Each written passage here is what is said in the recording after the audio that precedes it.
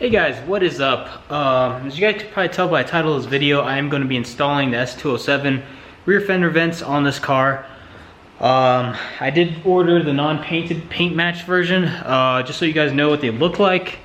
If you do decide to do what I did, because I didn't really care for having these vents paint matched. The Varus Engineering aluminum vents I have on my hood are black, giving it some nice contrast to the silver car, as well as that little carbon fiber fender piece right here I have is black, along with the canards, lip, and eventual splitter whenever the material arrives. I've been waiting on it for 3 weeks. I should have just bought the material local, but this company seemed like they had fast shipping, and it's been almost 3 weeks now. I still haven't received it. Yeah, the brand I believe is OLM or OML, OLM, whatever. It's on Subi Speed because they offered the non-paint matched version as well as the paint matched. The non-paint matched version is gonna be a lot cheaper, obviously. And the finish on it is actually rather good, guys. And I'm sorry if I'm not getting the camera angles pretty good. I do have this pre-mounted onto a tripod, so it's kind of, so that way I don't have to do it in the video later. But this is what it looks like. It's kind of shiny, kind of has a nice gloss ABS black look to it. It's not super dark black or anything, so if you do have a black car, it may match with it, but it's still going to kind of stick out or contrast against it. But for my applications and what I want and the look I have, it doesn't matter to me. This is not a show car. It's a track car, whatever. It's got a dings. It's not always clean. Giant crack in the windshield, you know, etc. So this, I mean, I still try to take care of it. Don't get me wrong. But like I said, since this is a silver car, I still have, like, a certain look I'm trying to go for with the car still. I mean, naturally, you're still gonna want your car to look good. But just all the accent pieces on this car are already black, like the vortex generators, that black ABS, similar to what this is gonna look like. So it's fine for what I want. I want some contrast. I want this rear fender vent to pop when it's on the car, a little bit, look more aggressive.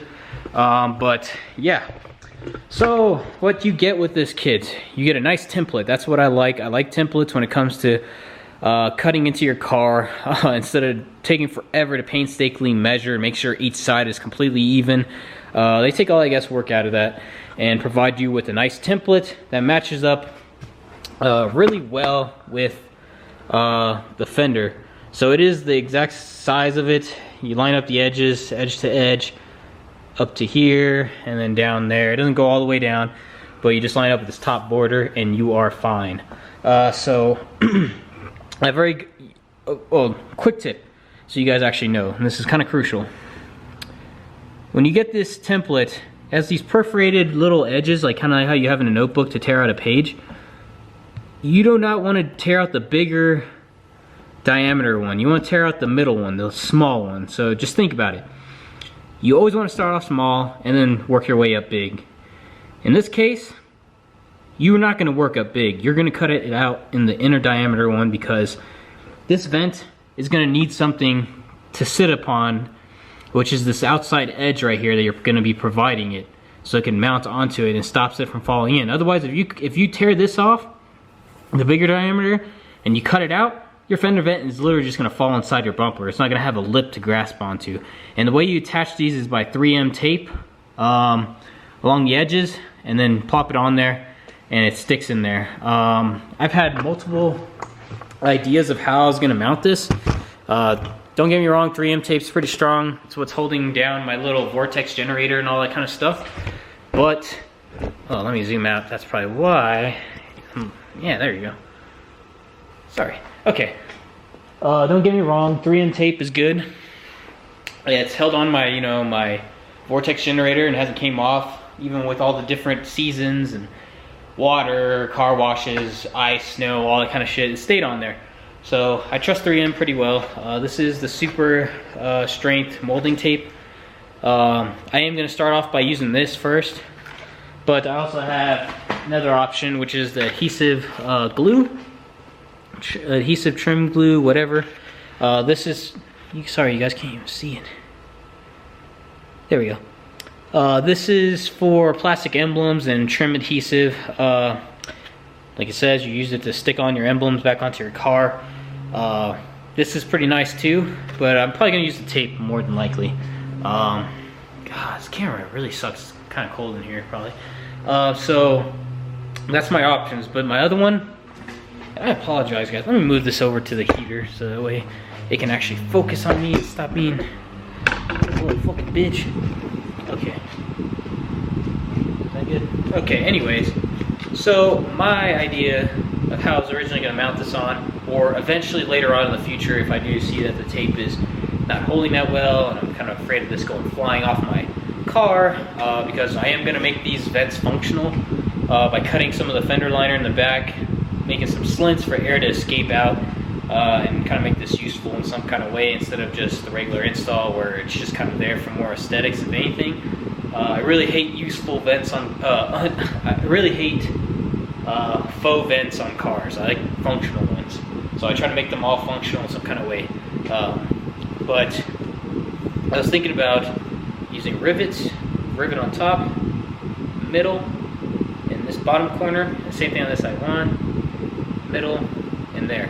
And riveting it onto the car, which would keep it there, it'd hold, be good, I don't have to worry. This is a rather easy install, that's why I picked to do this, because unlike other installs, you more than likely won't run into too many issues with this one. It's pretty straightforward. I got this tip from a friend. It makes sense, and I should do it, because I used to build a lot of models and stuff and work with ABS plastic a lot. So scoring the surface first, scoring your outline, which scoring just means like tracing initially with this razor, the outline, and kind of getting a nice indentation of the outline for your cutting tool to be able to use that track and kind of fall into it and use that track to cut, so that way you don't get those wild like spurt offs where you overpower it and the tool goes up and cuts something else.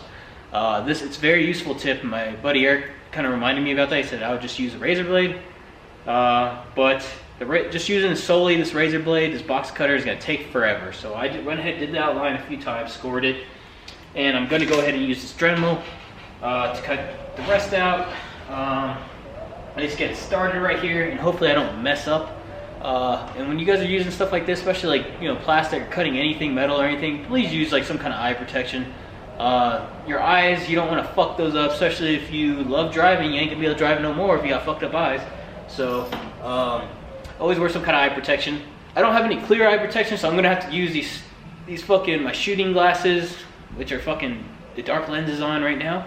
And it's better than nothing. I can still see, but make sure you have something for your eyes. Hands, you can wear gloves, optional. It's not gonna be too bad. It might be a little bit of hot plastic, but not anything crazy. So I'm gonna go ahead and get started. I'm gonna make this first cut, and then we'll kind of see what the results are like.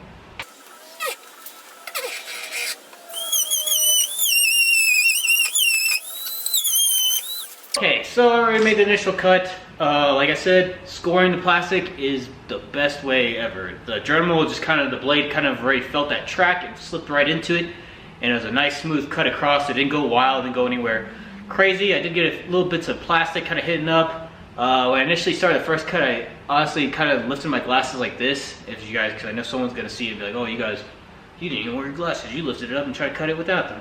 I did. I'm not gonna lie. I kind of wanted to get that initial first cut in there and make sure it doesn't go off track and start off wrong. And then I put it right back down, and right when I put it back down, a piece of plastic came up and hit the lens. So we got the initial cut.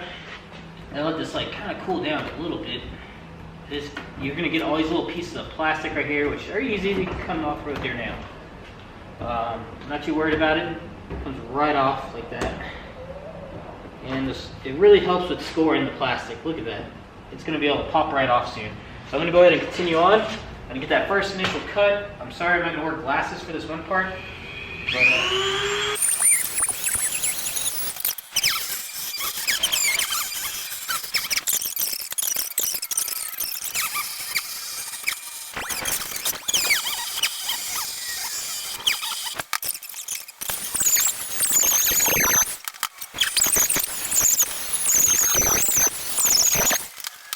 okay, it is removed, guys. Sorry it took so long.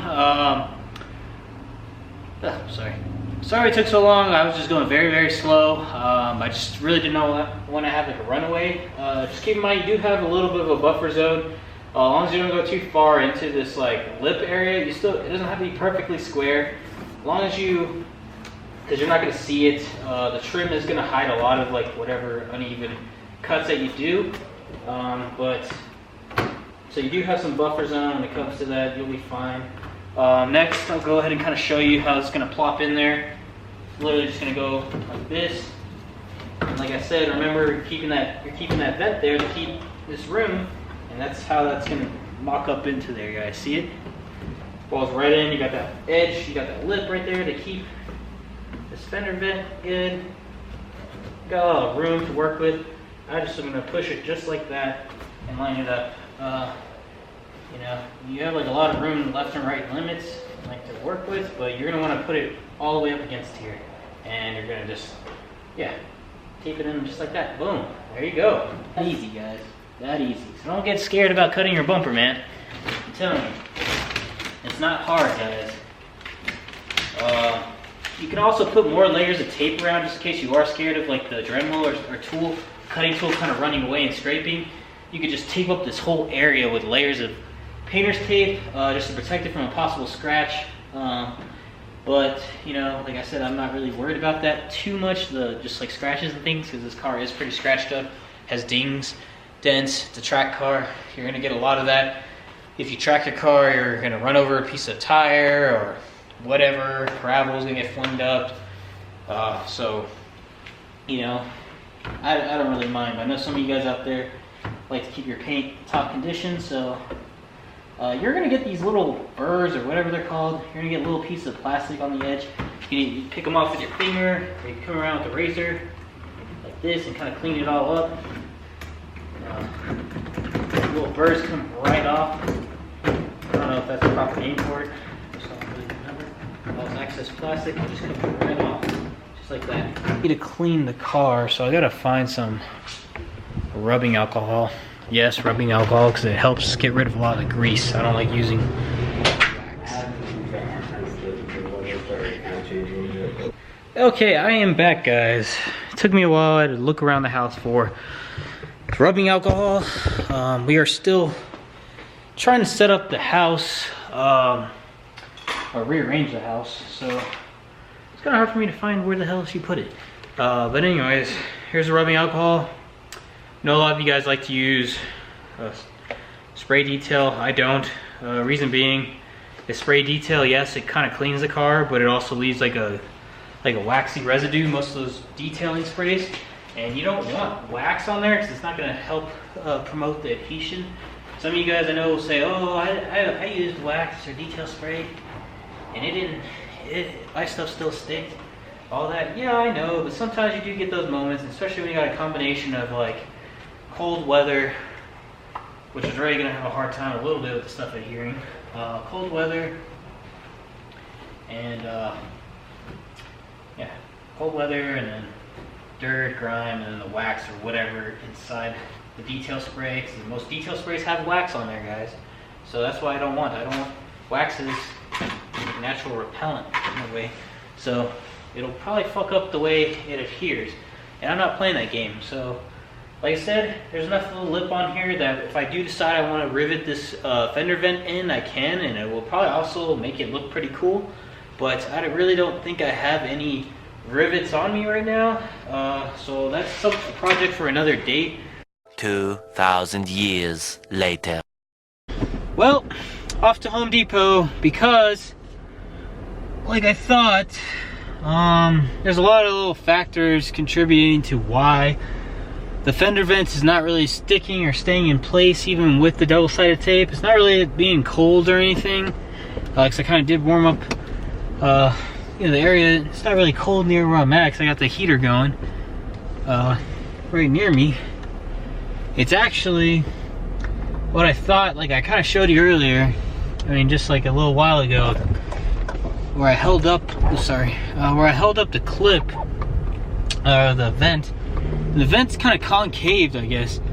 When you look at the back side of it, the side that's going into the car, it's kind of concave, so like you could put 3M on there, but the 3M doesn't quite reach it while also reaching this, like staying on the surface of the area. I know you could have either put 3M on the vent and then plopped it on there, but regardless, it might not reach it. So, and I'm just not trusting it. It's like, because it's also the little mesh material on the vent is not working. Or I mean, it is working. It's on there, but it's kind of causing there to be not enough room, I guess, because it's kind of hitting on that, and it's just kind of like not causing it to really sit flush. It still has like there's a little pressure, and I feel like that pressure that's on there is gonna fucking eventually impede it being able to. Anyways, I'll be back, guys. I don't like filming in stores. Sometimes I get mad about that stuff, so I'll talk to you guys later. Okay, guys, we are back from Home Depot. Well, we're in the parking lot of Home Depot, but this is what I got. Got me a nice little rivet gun. Decided I might as well buy a good one instead of a cheap one. I bought one from Harbor Freight one time, and it was pretty bad. Thing didn't really last. This one looks like this one's like one-hand operation, so it's assisted, and it's really nice. Really nice rivet gun. Didn't come with rivets, of course, so you have to buy the pack. Luckily, rivets are right next to it from the same brand, so you know they're gonna fit. It also tells you what head to use for the rivet. So it looks like this has, I bought the various different sized ones just in case, so I can see. I'm probably gonna end up using probably this one right here, just to have some extra space, or this one. And yeah, that is what we're gonna do. Should work. I'm excited to go get it done and hopefully get this shit started or finished. Okay, guys, we are back, and I am about to start this whole process of like riveting this shit, because we all know it needs to be done to secure this shit down. So, of course, gotta deal with this plastic packaging, all that kind of shit.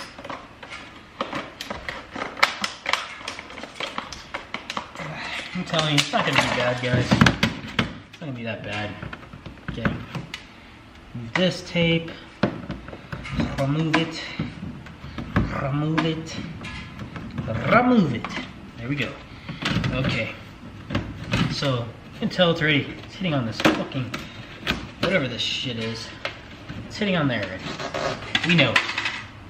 That'll probably help it sink in more, guys, for you guys that do want to use a tape. I'm just annoyed and don't really care for using a tape. I'm just like, once something doesn't really go the way I want it to go, especially on an install like this, I don't end up caring for installing it with just tape anymore. So that's why I resorted to rivets. I'm like, you know what, fuck it, rivet time. Pretty much is what happened. So what we're gonna do is reline it up. I'm not gonna leave it like this floating right here. I'm gonna press it all the way up against where I cut, drill a hole there, another hole there, and that's what we're gonna do. See, okay, so removing that foam, guys, did help. So you can't actually double side tape it right now, which I'll probably do just to help keep it in place when I drill. Like I said, this isn't gonna be my way of installing this shit. I am not gonna 3M tape this shit on. I am going to just use probably 3M to help keep it in place while I drill, and maybe as an extra support or something. But it is by no means gonna be the method in which I keep this shit on the car. I'm telling you, I don't trust it. I really don't. Okay, I'm back. It took me a while because I had to go and find my drill bit set, which I couldn't find in my other one, my Milwaukee one. But I did manage to find a different one, which will do just fine. Alright, I'm not gonna actually drill it with it on the car, so I'm not trying to go through two different layers of stuff and snags. So I'm actually just gonna do one layer, one at a time.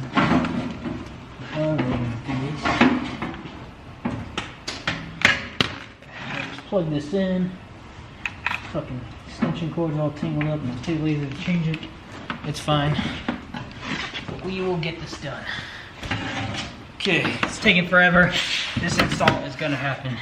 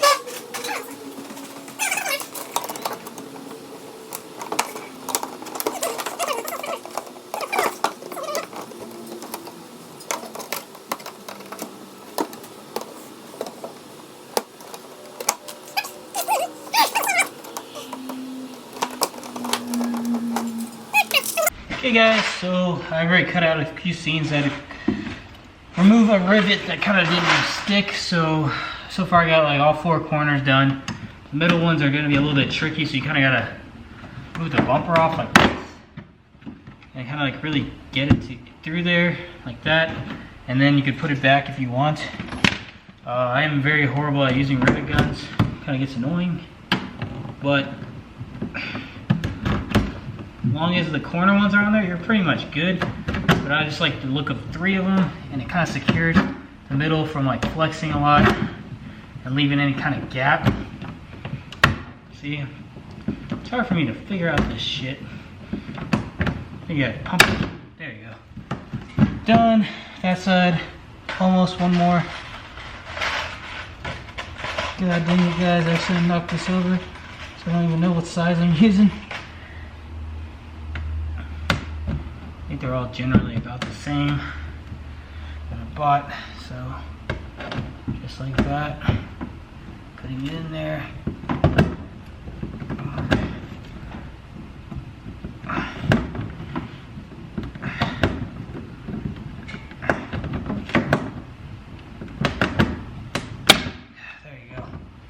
Now it's on. It is done, guys. Go ahead and show you guys real quick what it looks like. It is not too bad for what it looks, or for what it is. You see it.